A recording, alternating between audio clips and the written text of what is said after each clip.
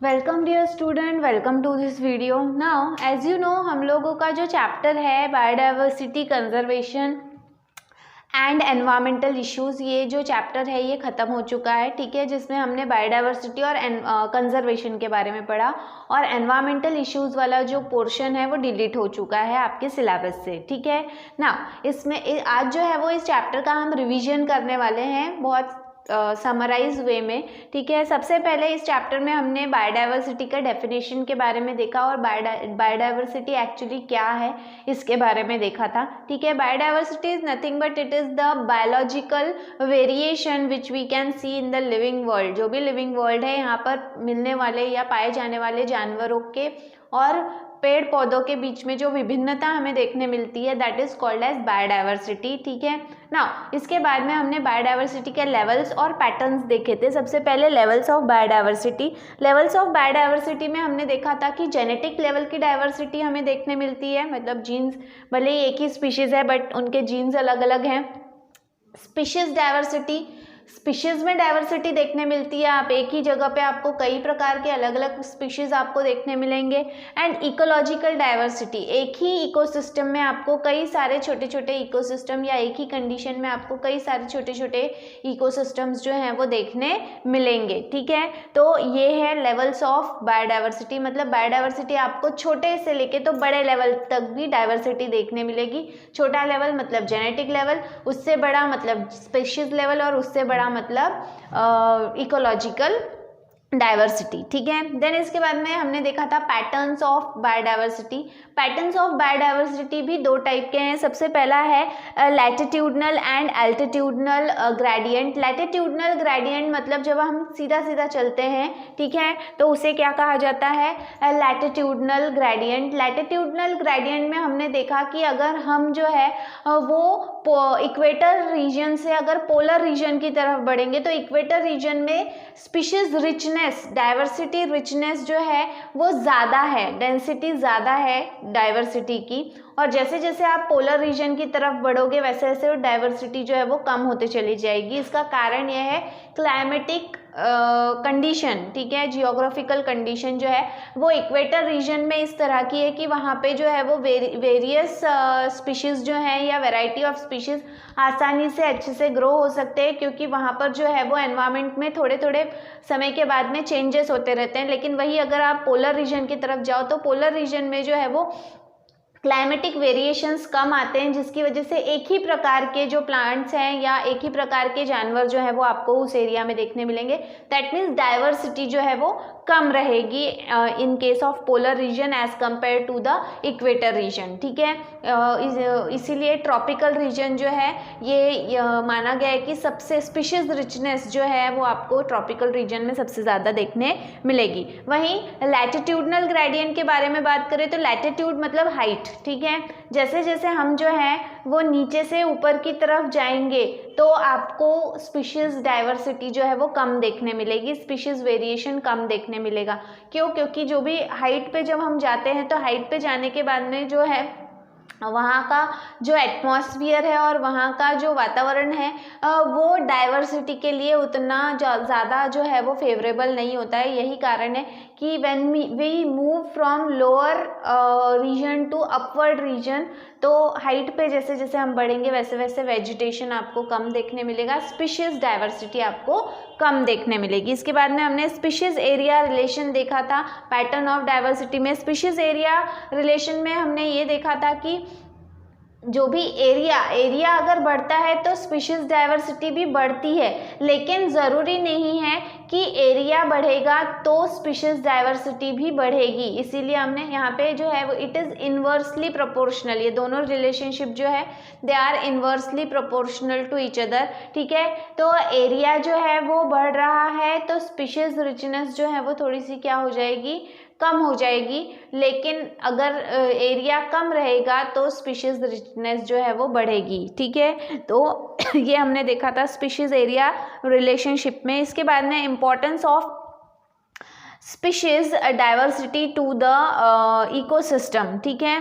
Now अच्छा sorry, यहाँ पे स्पीशीज एरिया रिलेशन में इट इज़ इन्वर्सली नहीं, डायरेक्टली प्रोपोर्शनल है, दोनों एक साथ में बढ़ेंगे लेकिन एक पर्टिकुलर लिमिट तक, ठीक है। इसके बाद में importance of species diversity to the ecosystem, biodiversity current scenario, इसमें हमने देखा था। Importance of species diversity to the ecosystem में हमने सबसे पहली चीज़ ये देखी थी कि इकोसिस्टम में डाइवर्सिटी का क्या रोल है। तो इसमें हमने देखा कि अगर डाइवर्सिटी जो है वो अफेक्ट होगी तो इकोसिस्टम का जो बैलेंस है वो बिगड़ जाएगा, ठीक है। तो ये हमने इसमें देखा था। बायोडाइवर्सिटी करंट सिनेरियो में हमने देखा था कि जो भी ह्यूमन इंटरफेरेंस है वो इतना ज़्यादा बढ़ गया है कि जिसकी वजह से बायोडाइवर्सिटी पूरी तरह से अफेक्ट हुई है।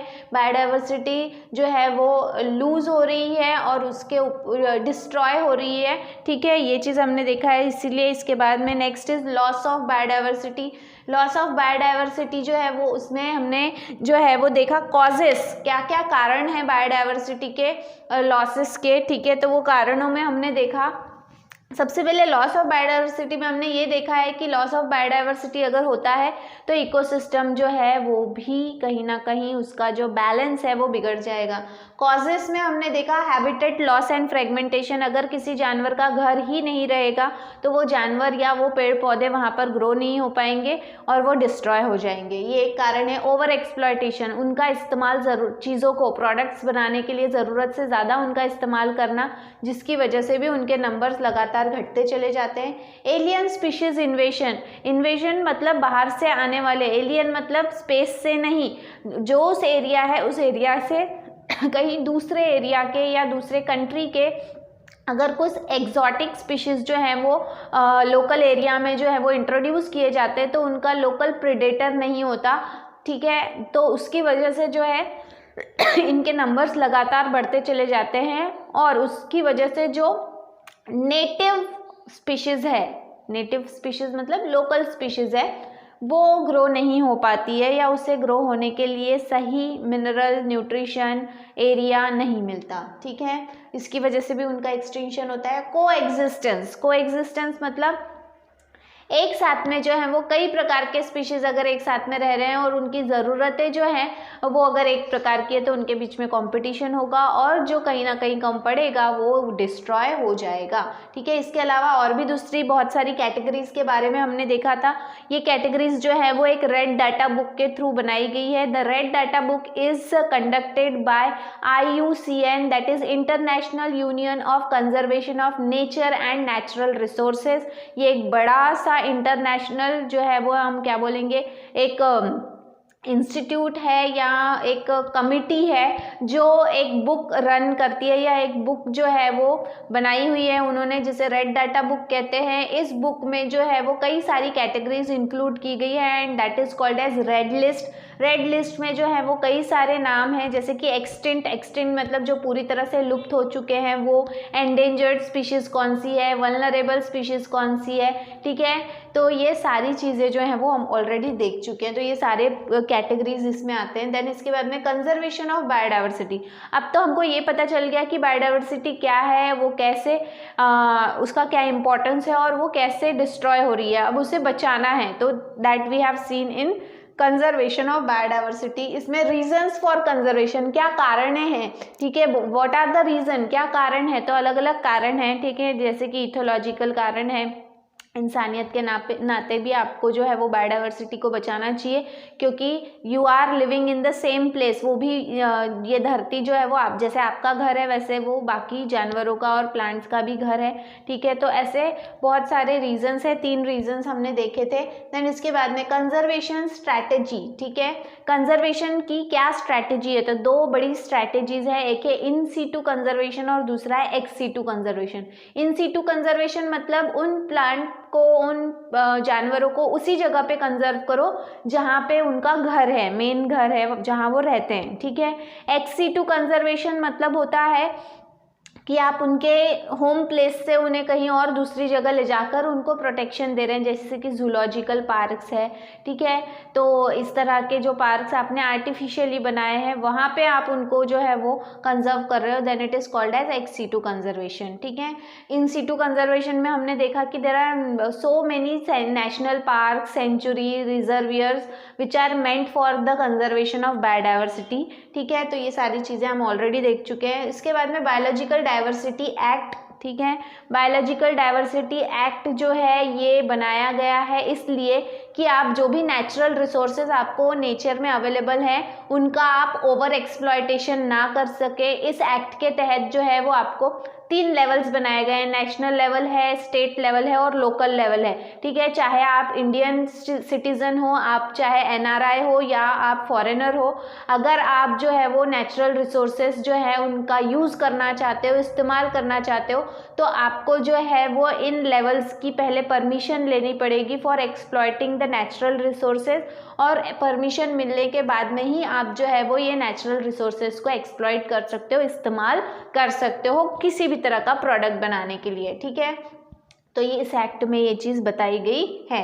देन इसके बाद में रही बाई पोपरे के बारे में हमने पढ़ा था, जो महाराष्ट्र को बिलोंग करते हैं, and she is called as the seed bank woman, ठीक है, या फिर मदर ऑफ सीड बैंक ये कहा गया है। ये जो हैं ये कई लोकल वाइल्ड वेराइटीज़ हैं, जैसे कि ब्रिंजल है, पीज है, बीन्स है, इनके जो हैं वो सीड्स को स्टोर करते हैं सीड बैंक के तौर पे, और ना सिर्फ ये खुद ये काम करते हैं बल्कि ये फार्मर्स और दूसरे बच्चों को जो है ये इस चीज़ को सिखाते हैं कि कैसे आप जो है वो सीड बैंक तैयार कर सकते हो, how you have to select the good quality of seed, ये सारी चीज़ें वो जो हैं वो सिखाती हैं, ठीक है। इसके बाद में हमने केस स्टडी देखा था of peoples participation in conservation of biodiversity. तो यहाँ पर जो है वो अमृता देवी बिश्नोई का नाम है। अमृता देवी बिश्नोई जो है she was belonging to a Bishnoi society of Jodhpur, ठीक है, बिलोंग्स टू राजस्थान। ये तब की बात है जब वहाँ पर राजा महाराजाओं का राज हुआ करता था, और वहाँ पे जो राजा थे उन्होंने ऑर्डर दिया था कि जो भी लोकल फॉरेस्ट है वहाँ से बड़े बड़े पेड़ों को काट कर लकड़ा लाया जाए ताकि उनका नया महल बनाया जा सके। लेकिन अमृता देवी ने जो है वो अपनी 3 बच्चियों के साथ और कई सारे बिश्नोई लोगों के साथ में जो है वो पेड़ों को पकड़ लिया था ताकि वो पेड़ों को काट ना सके। लेकिन सोल्जर्स जो थे वो राजा से डरते थे, राजा की हुक्म की तामील करने के लिए जो है वो उन्होंने उन लोगों के साथ में ही जो है वो पेड़ों को काट दिया। इस तरह से उन्होंने पेड़ों को बचाने के लिए अपनी जान दे दी। तो on the basis of this particular contribution और सेक्रीफाइस गवर्नमेंट जो है उन्होंने रिसेंटली एक अवार्ड डिक्लेयर किया है, अमृता देवी बिश्नोई अवार्ड। जो भी लोकल पर्सन जो है वो इस तरह का करेज करता है, इस तरह की हिम्मत दिखाता है, लोकल वैरायटीज़, फॉरेस्ट या फिर इसी तरह के वाइल्ड लाइफ को बचाने के लिए अगर कोई काम करता है तो उसे इस अवार्ड से नवाजा जाता है, ठीक है। तो ये केस स्टडी हमने देखी थी। इसके बाद में मिशन हरित महाराष्ट्र हमने देखा था, विच वॉज इस्टेब्लिश्ड इन 2016। इस एक्ट के तहत या इस मिशन के तहत जो है ये महाराष्ट्र में ज़्यादा से ज़्यादा पेड़ जो हैं वो लगाए जाएं, ठीक है। हर एक ईयर का यहाँ पे बताया कि 2016 में कितने प्लांट सैपलिंग्स प्लांट किए गए, 2017, 2018 एंड 2019 में 33 करोड़ ऑफ सैपलिंग प्लांटेशन का टारगेट था, ठीक है। तो ये सारी चीज़ें जो हैं ये हमने देखा मिशन हरित महाराष्ट्र में, ठीक है, विच वॉज स्टार्टेड इन 2016। सो इस तरह से इस चैप्टर में हमने देखा what is biodiversity and what is conservation of biodiversity, what is the need of conservation. Environmental issue पूरी तरह से इस चैप्टर से डिलीट हो चुका है, ठीक है, इसलिए इसके बारे में हम बात नहीं करेंगे। तो इस तरह से आपका ये चैप्टर खत्म होता है। नेक्स्ट वीडियो में we will be starting with some new chapter. Till then thank you very much.